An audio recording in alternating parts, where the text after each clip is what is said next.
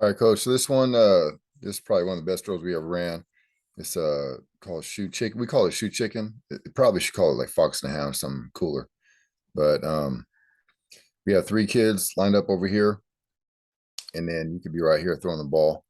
And you could have the kids throw the ball, you could have the kids kick the ball, you can mix stuff into this drill, but it just works better, I think, just having the coach throw it. And then these guys take off, you tell them go, these guys take off, okay, and they have to corral the ball. You can tell the guys on the edges that they're trying to get their inside pad to be like 45-degree angle to this guy.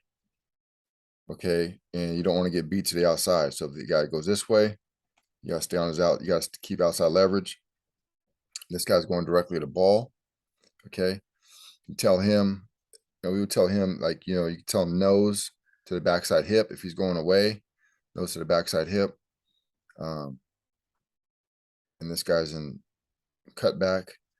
So he got cut back in case the guy stops, and he's always got to be willing or ready that if this guy stops and changes direction, he becomes the force guy.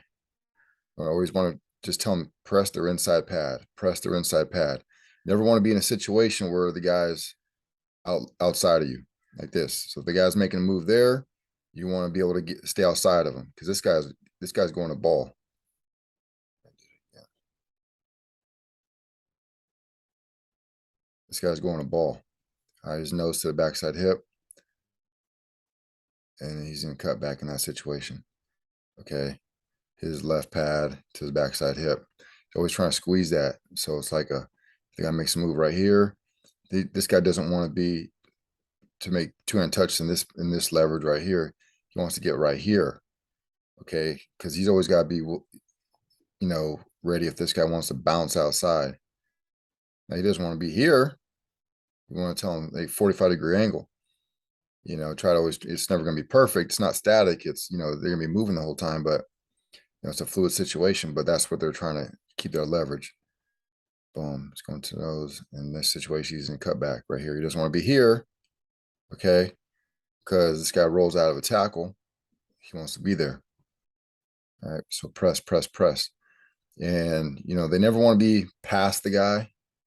Okay. Never want to be on the other side of the guy.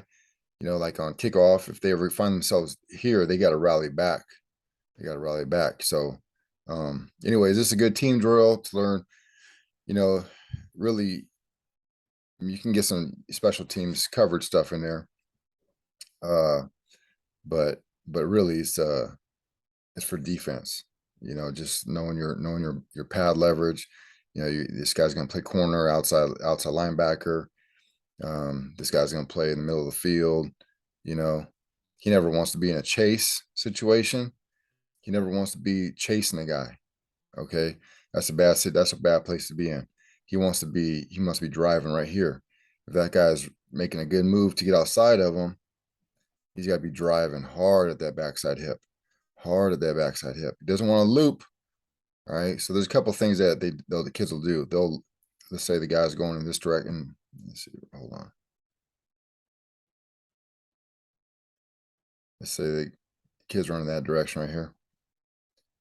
They'll either loop to try to get to the outside. Well, they have outside lever. They have a guy for the outside force. Okay. So he doesn't want to loop.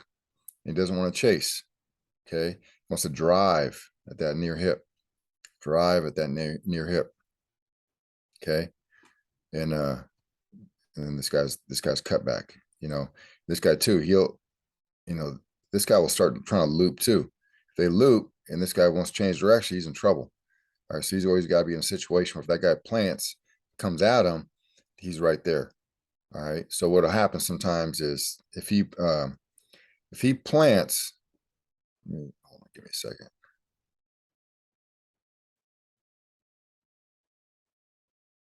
The ball carrier changes direction. Let's say we're over here. Ball carrier changes, it comes back at him. He just has to press his inside pad.